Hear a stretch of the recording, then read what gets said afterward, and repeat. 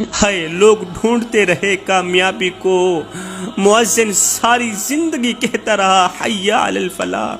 جوانوں چلو کامیابی کی طرف، چلو نماز کی طرف۔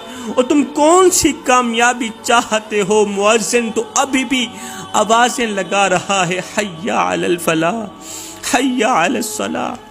قیامت کے دن اللہ تعالیٰ سب کو حکم دے گا کہ مجھے سجدہ کرو۔ ہر نیک اور ہر بد کو اللہ تعالیٰ حکم دے گا مجھے سجدہ کرو۔ سب سجدے میں گر پڑیں گے، حافظ، قاری، غوث، قطب، ابدال، ولی صاحب سب سجدے میں گر پڑیں گے، مگر وہ شخص اپنا سر سجدے کے لیے ہرگز نہیں جھکا سکے گا۔ سب سجدے میں گر پڑیں گے، سب سجدے کے لیے جھک جائیں گے، مگر ایک شخص، وہ شخص اپنے سر سجدے کے لیے ہرگز نہیں جھکا سکے گا۔ یہ کون ہوگا؟ یہ وہ ہوگا جو دنیا میں نماز نہیں پڑھتا تھا۔ اللہ اکبر، جو دنیا میں نماز نہیں پڑھتا ہوگا، یہ شخص قیامت کے دن سجدہ ہرگز نہیں کر سکے گا۔ جو دنیا میں اللہ کو سجدہ نہیں کرتا ہوگا، ہائے کوشش کرے گا سجدہ کرنے، مگر اکڑ جائے گا۔ اور پھر جس صف میں دشمنان خدا کھڑے ہوں گے، جس صف میں فرعون کھڑا ہوگا، جس صف میں حامان کھڑا ہوگا، بے نمازی کو بھی اسی صف میں کھڑا کر دیا جائے گا۔ جوانوں، کیا ہم میں سے کوئی گوارا کرے گا کہ وہ قیامت کے دن فرعون کے کندھے کے ساتھ کندھا ملا کے کھڑا ہو؟ ہرگز نہیں۔ باقی کوئی گوارا کرے نہ کرے، ایک مومن ہرگز یہ گوارا نہیں کر سکتا کہ قیامت کے دن وہ فرعون کے کندھے کے ساتھ کندھا ملا کے کھڑا ہو۔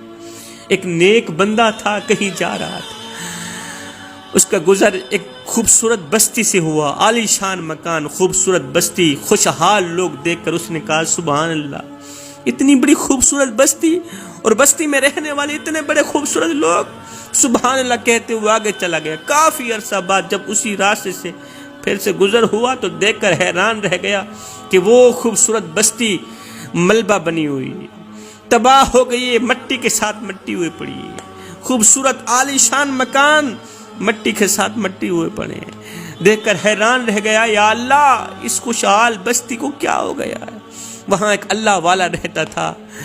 اللہ اکبر، یہ نیک دل انسان اس اللہ والے کے پاس گیا، کہا کہ آخر اس بستی کو کیا ہو گیا ہے؟ خوبصورت بستی بدصورت میں کیسے تبدیل ہوگی؟ اس کی خوبصورتی بدصورتی میں کیسے بدل گئی؟